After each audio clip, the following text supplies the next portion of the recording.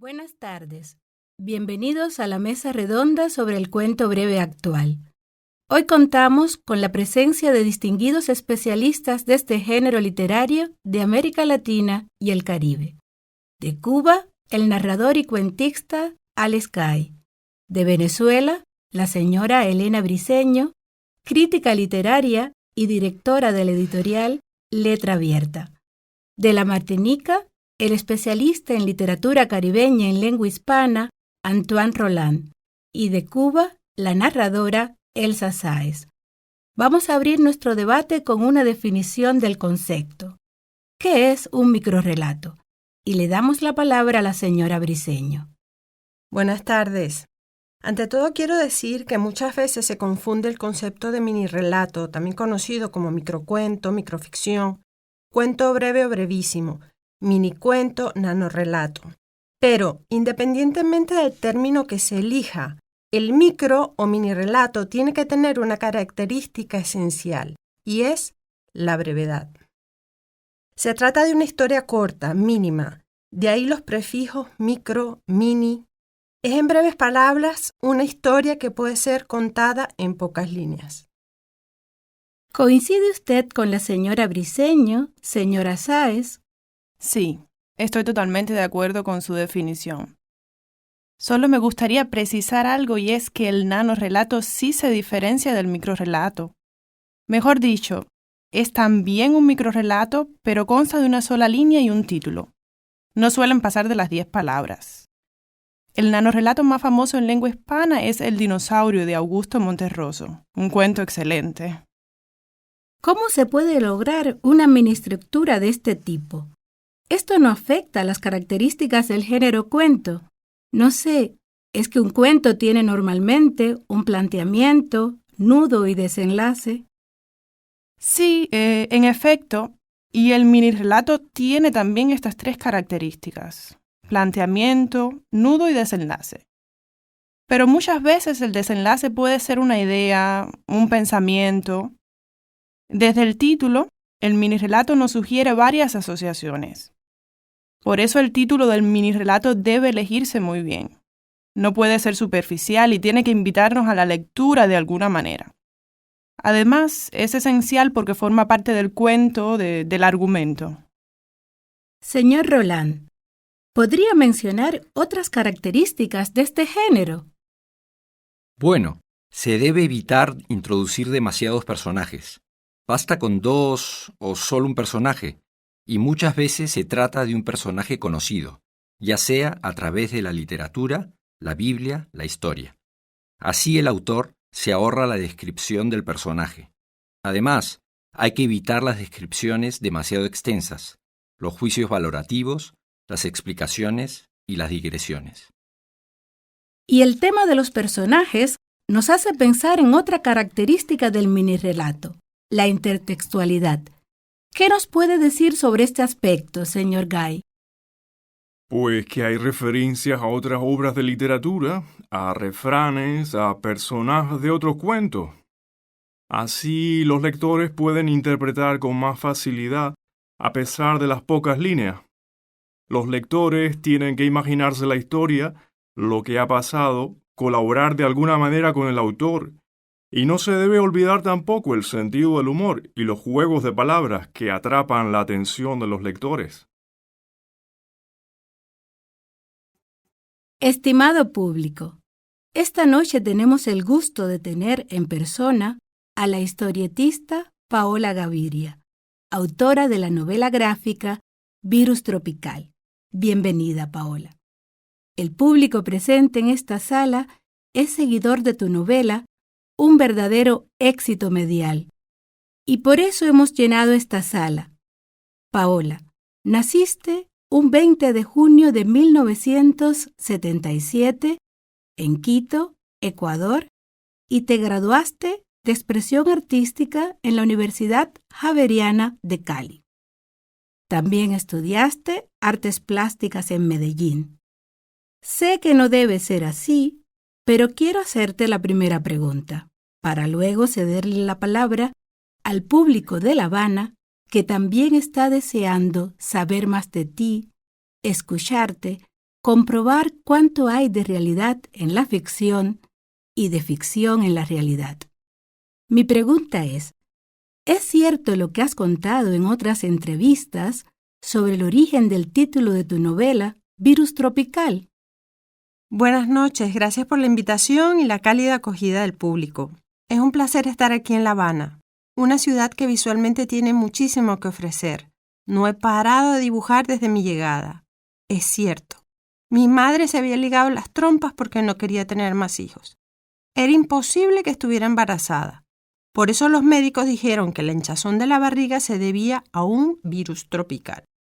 Pero no fue el único, otro dijo que se trataba de un virus ecuatorial. Hasta llegaron a decir que estaba enferma porque se había casado con un sacerdote. Mi padre era sacerdote, de verdad, y se trataba de un castigo de Dios. Gracias, Paola, por tu respuesta. Algo viral tienes de todas formas, porque tu novela la han leído muchas personas. Por eso no pregunto más, aunque me gustaría hablar contigo toda la noche, y le doy la palabra al público. ¿Sí, usted, en la primera fila? Bueno, a mí me gustaría saber por qué usas el seudónimo Paola. ¿Es que tienes algún poder especial? ¿Es una alusión a la tradición del cómic? Estoy pensando en figuras como Superman, el hombre araña que se caracteriza por sus poderes especiales. No, para nada, todo lo contrario. El nombre nació en París en el 2004. Con ese nombre pude olvidar el dolor que me había causado la ruptura con mi novio. Lo vi besando a una chica. Sentí un dolor muy grande. Tomé el metro y un hombre africano se me acercó y me preguntó cómo me llamaba. Le respondí, Paola. Él entendió Power y le ratifiqué, Paola. No fue capaz de pronunciar mi nombre correctamente, así que decidí llamarme Power Paola. Una nueva Paola, valiente y que podía con todo. Después de esa decepción y con mi nuevo nombre compré unos patines para andar por la ciudad y empecé a dibujar. Muy interesante, Paola, lo que nos cuenta, pero creo que he leído en alguna parte que empezaste a dibujar en Medellín, cuando quisiste entregarle un dibujo al Papa Juan Pablo II. En efecto, está muy bien informada. En 1986, el Papa Juan Pablo II vino a América Latina y una revista para niños convocó un concurso de dibujo.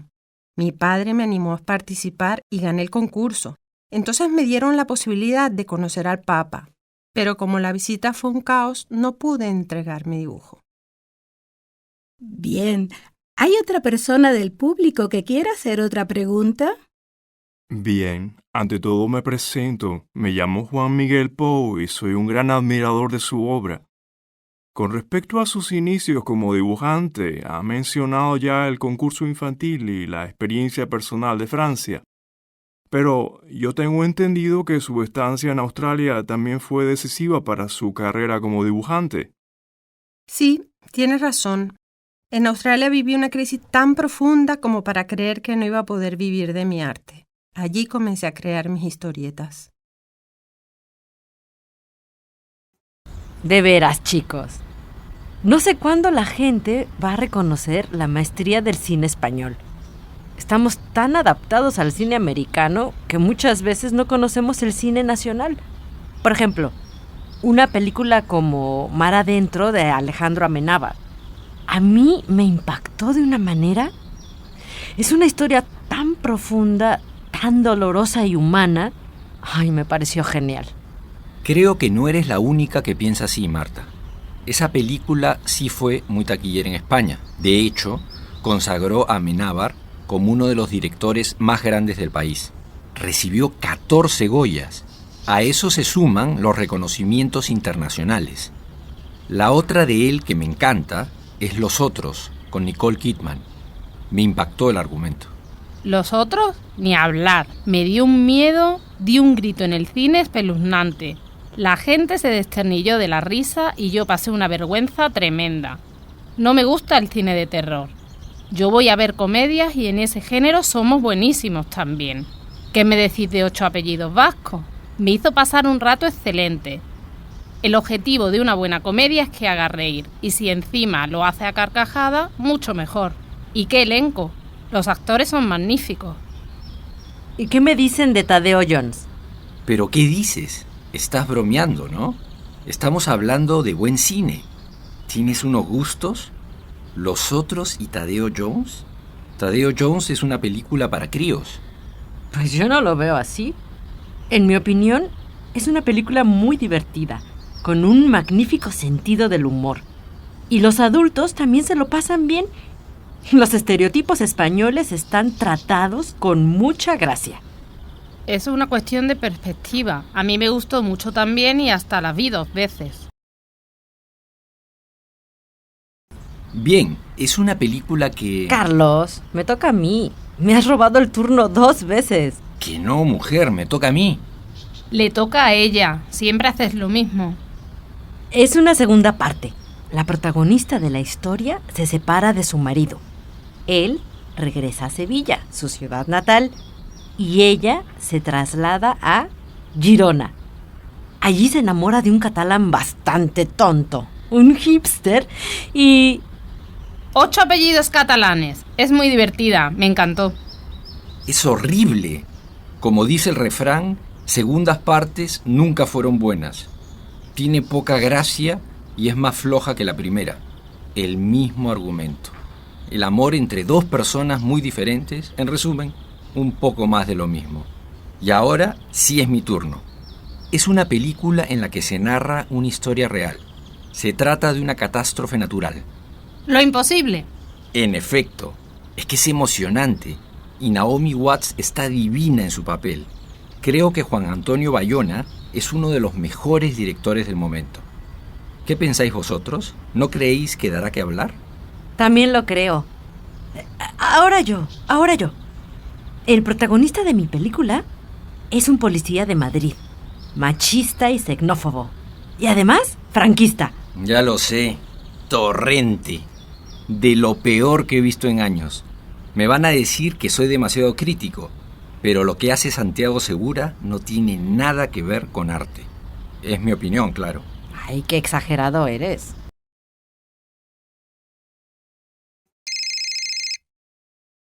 Hola, ¿qué tal? Hola, qué sorpresa. Bien. Cansada. He regresado extenuada del trabajo y estoy tirada en el sofá. Ni una grúa me levantaría. He tenido una semana espantosa en la empresa. Ah, pues seré yo entonces la que te sacará del sofá. Hoy es viernes. ¿Por qué no vienes conmigo al cine? ¿Qué dices? Ni hablar. Ah, venga. No puedes decir que no.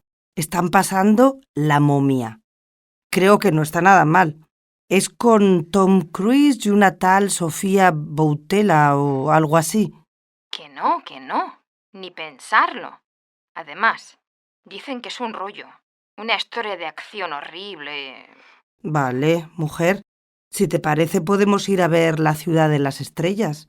La crítica dice que es magnífica. Es el tipo de película que nos gusta. De veras. Te va a fascinar. Y la música es fantástica. ¿Te apuntas? Bueno, voy a pensármelo. También están pasando El Olivo. Y he oído que no está mal tampoco. Anda, anímate. Sí. Leí una reseña muy interesante. Vale, como quieras. Me apunto. Genial. ¿A cuál de las dos vamos? Bueno, a la que quieras, me da igual. ¿A La ciudad de las estrellas? Venga, alegría y música para salir del tedio. Sí, mujer.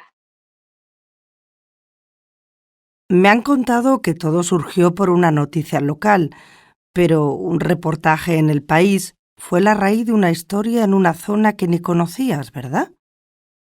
Sí, leí el reportaje hace 10 años durante el boom económico. Había algo en ese artículo que me impactó, que no me dejaba en paz, y esa idea de un árbol allá durante más de 2000 años.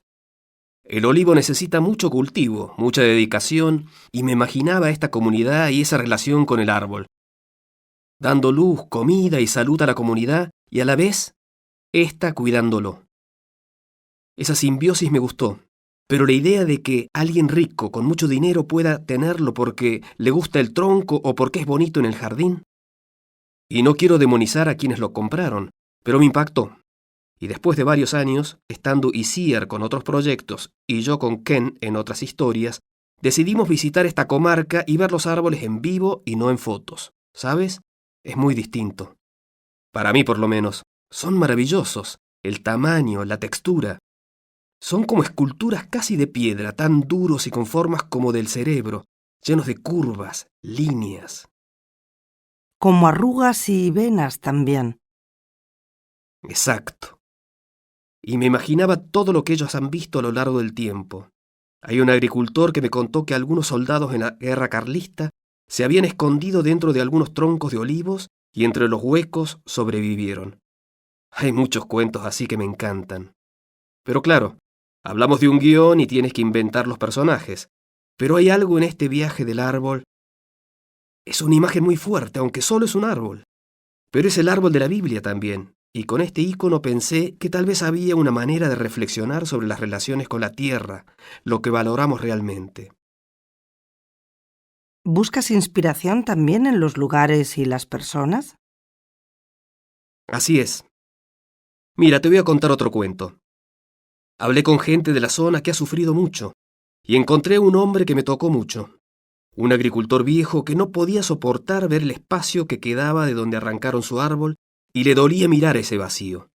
Un hombre fuerte, de la tierra, y no podía hablar, se le quebraba la voz.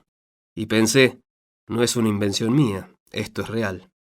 Porque a veces por no tener la misma lengua y cultura, se mira todo con más cuidado, por si estás dejándote algo o no entendiéndolo.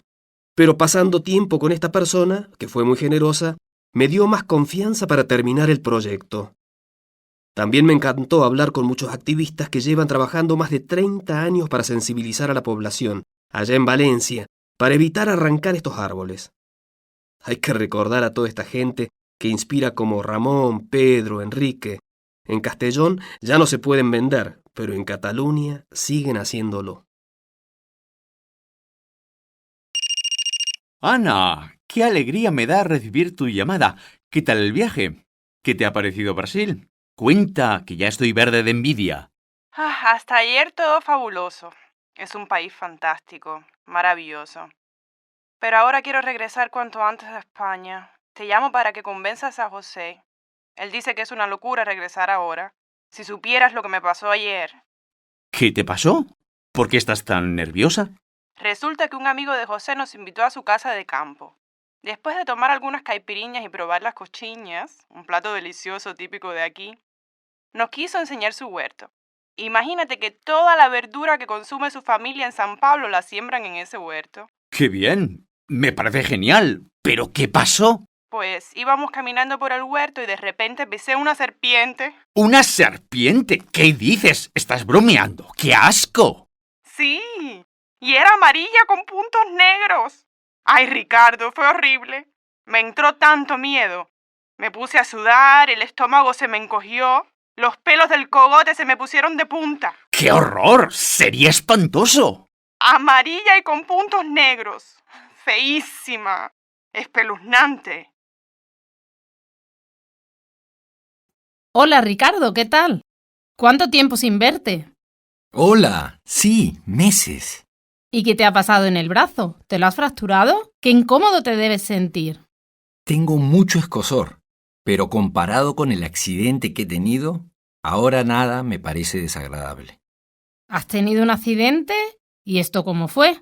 Nada, las cosas que me pasan a mí nada más. La semana pasada fui a practicar snowboard. De repente, la nieve se dio y caí en un agujero, en un hueco. ¿Me estás contando una película o estás hablando en serio? ¿En serio? Claro que en serio. Y lo negro que estaba. A mí se me puso la carne de gallina. Me dio un miedo, un escalofrío me recorrió la espalda y el corazón se me subió a la garganta. Empecé a temblar y podía sentir los latidos de mi corazón. ¡Qué mala suerte! ¿Cómo no ibas a sentir miedo? Pasé un susto. Buenas noches, oyentes. Hoy hemos querido comenzar nuestro programa Música para Pensar con los acordes inconfundibles de la canción más emblemática de Joan Manuel Serrat, Una canción entrañable para los seguidores del cantautor catalán, tanto en España como en Latinoamérica. Exacto, Carlos. No solo nos llena de emociones, recuerdos, nostalgia y hasta de lágrimas, sino que además en 2006 fue considerada por la revista Rolling Stone como la mejor canción pop rock española de todos los tiempos. Sí, Lucía. Además, en 2004 ya había sido elegida como la mejor canción de la música popular en España en un programa de televisión española. Una canción que ya tiene más de 40 años. Y sobre cuyo origen corren las más variadas versiones. Se ha afirmado que la compuso en el monasterio de Montserrat, donde se encerró con un grupo de intelectuales para protestar por las condenas a muerte impuestas a 6 miembros de la organización vasca ETA. Sí, el proceso de Burgos, que lleva ese nombre porque tuvo lugar en Burgos en diciembre de 1970. Una historia triste, de verdad. Otros dicen que fue en Calella de Palafrugell, un pequeño pueblo de pescadores de Gerona. Allí, en el Hotel Batlle, entre agosto y noviembre de 1969, se refugió Serrat, ya que quería alejarse de la polémica desatada a raíz de su renuncia a participar en el Festival Eurovisión de 1968. Sí, es que le habían prohibido que cantara en catalán. Sí, tenía que cantar en castellano el tema La La La, ¿te acuerdas? Al final lo interpretó la cantante Maciel. Pero la verdadera historia la contó el propio Serrat en 2014, en una entrevista con motivo de sus 50 años de carrera. Aquí tengo las palabras textuales de Serrat para que no queden dudas y cito. Estaba en México, llevaba semanas en el interior. Soñaba literalmente con él. Agarré el coche y me fui a un lago, aunque solo fuera por hacerme a la idea del mar que yo añoraba. Es en esos casos cuando me doy cuenta de que para mí el mar, y concretamente el Mediterráneo, es una identidad feliz. Es decir, que la inspiración le vino de la falta de mar, de la añoranza, y no de tenerlo ante sus ojos. Bueno, debo decir que la lejanía nos hace echar de menos, pensar en lo que somos, de dónde venimos, nos obliga a preguntarnos cosas, a cuestionar otras. Y esto último es lo que le sucedió a Joan Manuel Serrat. En el año 2016, en su visita a la isla de Lesbos, en Grecia, tras la llegada de refugiados huyendo de la guerra en Siria, conoció a niños, mujeres y hombres que habían tenido que huir de su país, del calor de su hogar.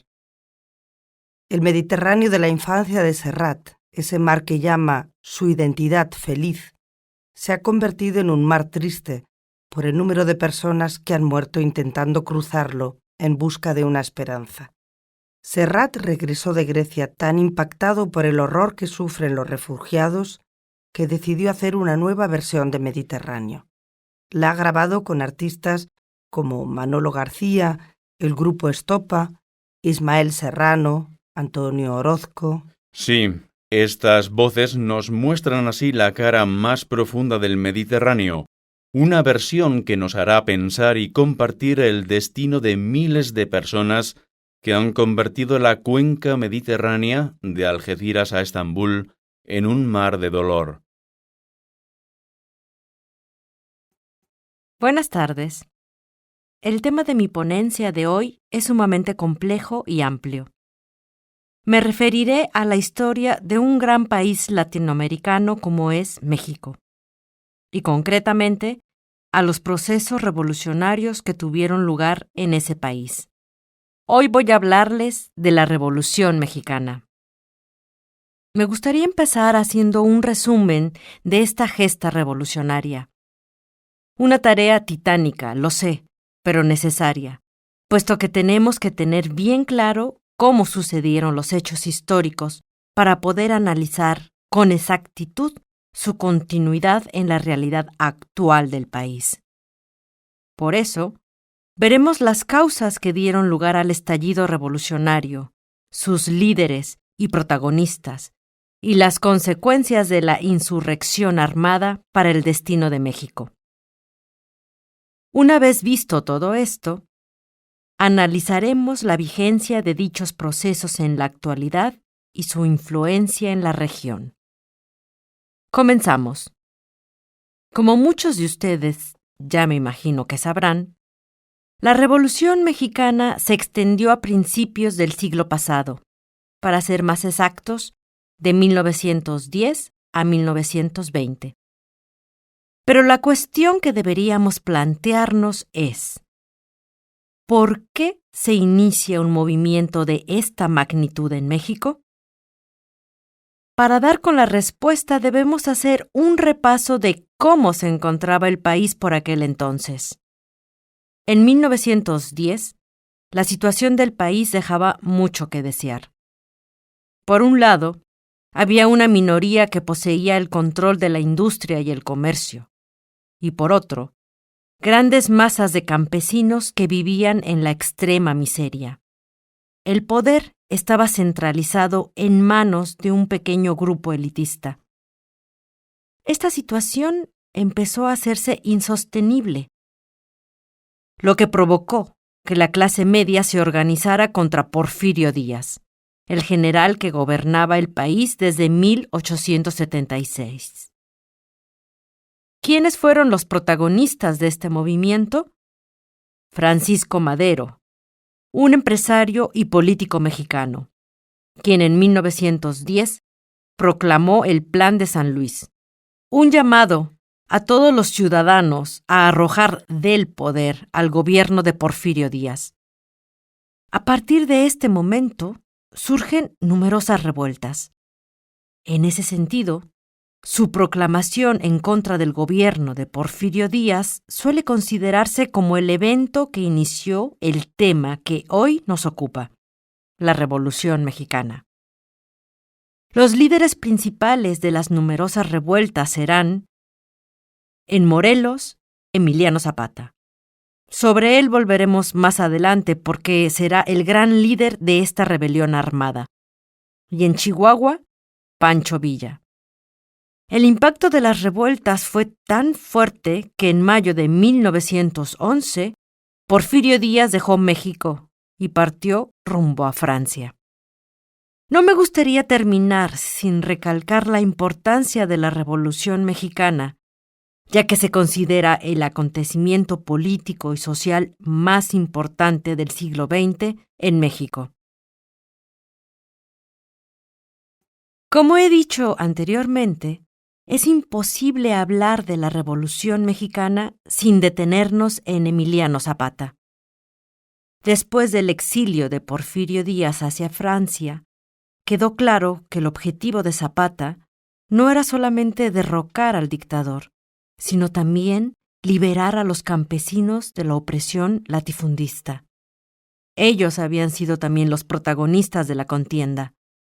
Ese era su lema: tierra y libertad. Además, con una visión tremenda para la época, Zapata luchó también por el derecho de huelga, el reconocimiento de los pueblos indígenas y la emancipación de la mujer. Hasta aquí, un panorama de este proceso revolucionario. Ahora, como he mencionado anteriormente, comenzaremos con... El tema que nos ocupará hoy es el de un pueblo indígena que habita una de las partes más remotas de Colombia y que está asentado entre los países Colombia y Venezuela. Hoy me referiré a los Wayuu, el pueblo indígena más numeroso de Venezuela y Colombia. Veremos cómo son, cómo se organizan, cómo viven, y analizaremos también un poco los problemas que sufren en la actualidad. ¿Alguien ha oído hablar de los Wayuu? Probablemente la mayoría de ustedes no, claro. Y es que los medios de comunicación tampoco se han hecho tanto eco de esta etnia como de otras. ¿Quiénes son los Wayuu? ¿De dónde vienen? ¿Dónde viven? A todas estas cuestiones intentaré dar respuesta. La etnia Wayuu es un pueblo indígena que habita la península de La Guajira al norte de Colombia y noroeste de Venezuela. Al tratarse de una zona fronteriza con Venezuela, se calcula que unos 50.000 guayú viven en este país, aunque últimamente, y debido a la situación política que se vive en el país, muchos han traspasado la frontera hacia Colombia. Ante todo, tenemos que tener una imagen de cómo es la Guajira para poder comprender los problemas que acucian a esta población. ¿Cómo se imaginan ustedes la Guajira? No piensen en ese género musical nacido en Cuba. La Guajira es un departamento situado en el extremo norte de Colombia, como ya había mencionado antes, y que se caracteriza por su escasa vegetación. Es una zona árida, desértica y llena de cactus. Estas tierras, casi hostiles, son el hogar de los guayú. Los guayú son nómadas y viven en estos desiertos desde hace muchos siglos, pastoreando chivos, pescando en las aguas del Mar Caribe y moviéndose de un lado para otro en busca de lluvia que almacenan en unos pozos. Imagínense, tienen que almacenar el agua de la lluvia porque en la superficie no hay agua.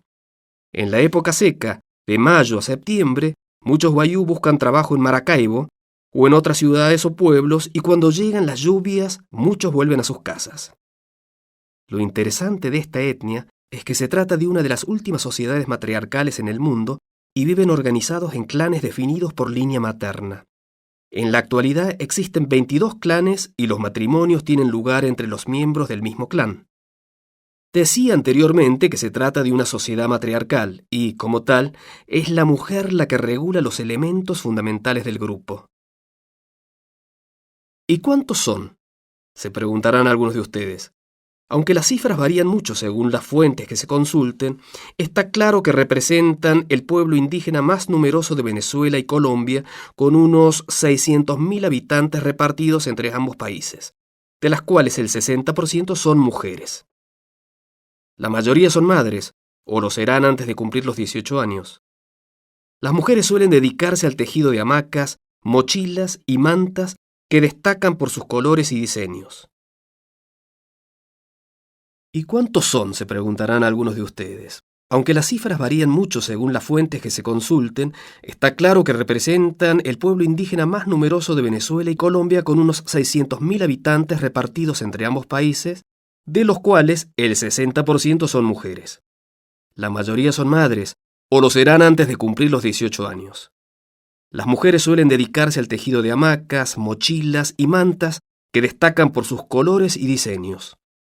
El hombre puede tener varias mujeres, pero antes del matrimonio, el novio debe llegar a un acuerdo con los padres de la novia, quienes determinarán la cantidad de ganado y joyas que debe entregar a cambio. Otro factor que controlan de forma rigurosa es la reproducción sexual, ya que las niñas están sometidas a un severo rito de paso, y cuando termina este periodo, la niña ya se ha convertido en mujer preparada para casarse.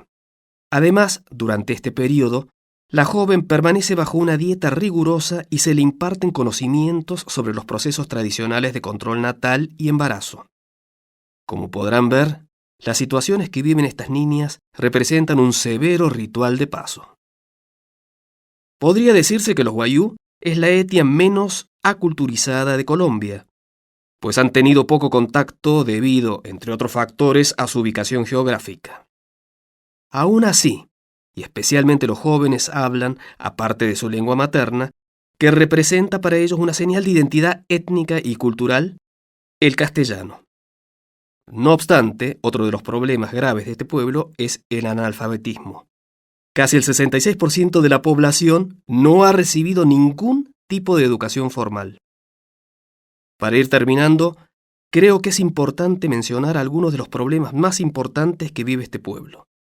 Aparte de las penurias que resultan de la falta de agua, las actividades mineras y de extracción petrolífera han dañado seriamente su ecosistema. Con esto terminamos la sesión de hoy y en la próxima hablaremos de cómo... En mi presentación que he preparado para hoy os voy a hablar sobre la mujer latinoamericana, su papel en la sociedad del siglo XXI y su situación actual. ¿Es una mujer discriminada? ¿Se ha emancipado de las fuertes estructuras patriarcales del pasado? A todas estas cuestiones intentaré dar una respuesta. Antes de empezar, quisiera asegurarme de que se me oye bien. ¿Se me oye bien allá atrás? Sí, se oye bien. Pues bien, ya podemos empezar. En esta diapositiva pueden ver los papeles fundamentales que juega la mujer latinoamericana el día de hoy. Ante todo, creo que sería justo decir que ella es el pilar fundamental de la familia y el hogar. ¿Y por qué lo digo? Lo digo porque es ella la que lleva las riendas de la familia, la que mantiene la familia unida, la que tiene que llevar a sus hijos adelante, y en muchos casos, sí, los padres de estos hijos. Porque estos padres son, en muchas ocasiones, los grandes ausentes, o bien porque han emigrado, o bien porque han desaparecido, eludiendo así la responsabilidad de su educación. En ese sentido, es trabajadora, tanto dentro como fuera de la casa. Por ejemplo, asume trabajos mal pagados y en condiciones precarias para poder sostener la familia. ¿Que si es buena gestora? Pues evidentemente que sí. La mujer latinoamericana tiene que serlo, por sus hijos y por ella misma. Tiene una doble carga importantísima y, si los esposos están en el hogar, es muchas veces maltratada. De todos modos, pienso que es importante distinguir entre la situación en las grandes ciudades y las zonas rurales, entre la mujer urbana y la mujer indígena. La primera es ya una mujer poderosa. Juega un rol muy importante en la sociedad, que ocupa posiciones importantes en el mundo social y laboral. Estoy pensando en Carmen Aristegui, por ejemplo. ¿La conocéis? Es una periodista mexicana admirada por su valentía en denunciar los casos de corrupción de su país. Es una gran periodista, sí, feminista en el sentido de que defiende los derechos de las mujeres y denuncia la dificultad de conciliar la vida laboral con la maternidad. Una situación como la que podríamos encontrar en Europa, ¿verdad? Se trata de mujeres que están comprometidas con su sociedad y que aspiran a una mucho mejor. Pero si nos desplazamos a zonas rurales, a las comunidades indígenas, nos encontraremos con situaciones totalmente distintas. Situaciones en las que las mujeres son perseguidas, son discriminadas precisamente por ser mujeres. Todo ello en un contexto de extrema pobreza. Esas mujeres que ni tienen derecho a votar, mujeres que son entregadas a cambio de una vaca, por ejemplo, niñas que son casadas y que deben hacerse cargo de una familia. Y lógicamente, en ese contexto, la dificultad en la escolarización y el consecuente analfabetismo es una lacra que perpetúa esa situación de exclusión y marginación. Y para ir terminando, no quiero extenderme demasiado porque tenemos otras presentaciones esperando. Me gustaría presentar mis conclusiones. Si bien es cierto que en muchos contextos la mujer latinoamericana es una mujer poderosa que disfruta de un alto nivel de participación político, es una mujer que representa el liderazgo social y económico. No hay que olvidar a esa otra mujer, esa mujer de las comunidades rurales, víctima de la violencia de género y de la pobreza. Y nosotros desde aquí deberíamos plantearnos, ¿qué podría hacerse para mejorar su situación? Con esta pregunta me gustaría terminar aquí mi presentación. Muchas gracias por su atención. ¿Tienen alguna pregunta? ¿A que no sabes qué me pasó el otro día? Resulta que estaba en medio de la presentación, yo toda animada, cuando de repente, ¡bum!, va y se apaga la luz. Nos quedamos todos a oscuras y todo el mundo gritando. Fue un horror porque no se veía nada. ¡Qué gafe! ¿Y qué pasó después?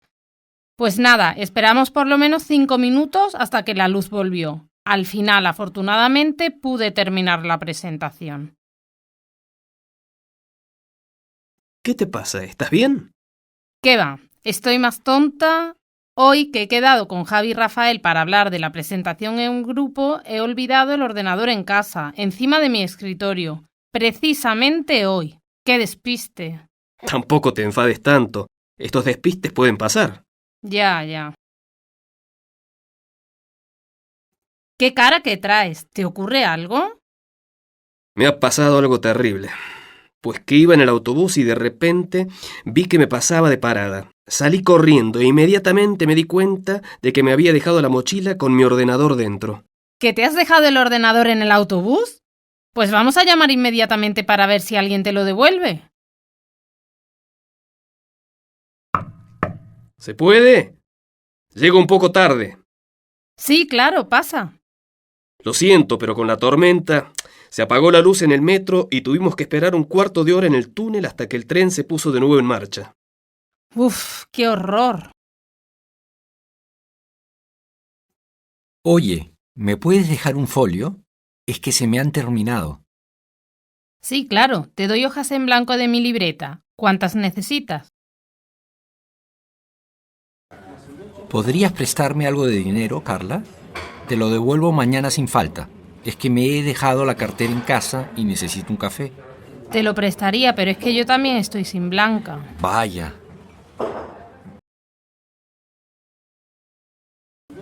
Por fin me ha llegado el libro de lectura para la clase de lengua, después de 3 semanas de espera. ¿Tanto ha tardado? Yo todavía no lo he pedido. ¿Podrías dejármelo para echarle un vistazo? A ver, no es que no quiera dejártelo, pero es que llevaba mucho tiempo esperándolo y ahora lo necesito para trabajar con él. Vale. No, sí, ya lo entiendo. Tendré que pedirlo yo también.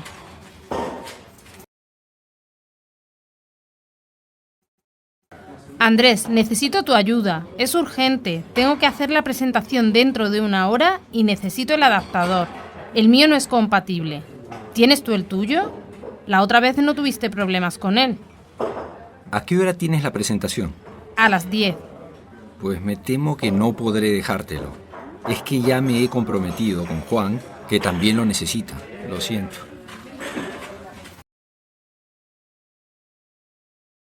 No acabo de entender lo de la pasiva de proceso y de resultado. No entiendo para qué se usa. Me hago un lío. ¿Tú no podrías explicármelo? Pues la verdad es que yo también tengo mis problemas con la pasiva. He quedado con la autora de lengua para pasarme por su despacho. Si quieres, puedes venirte conmigo.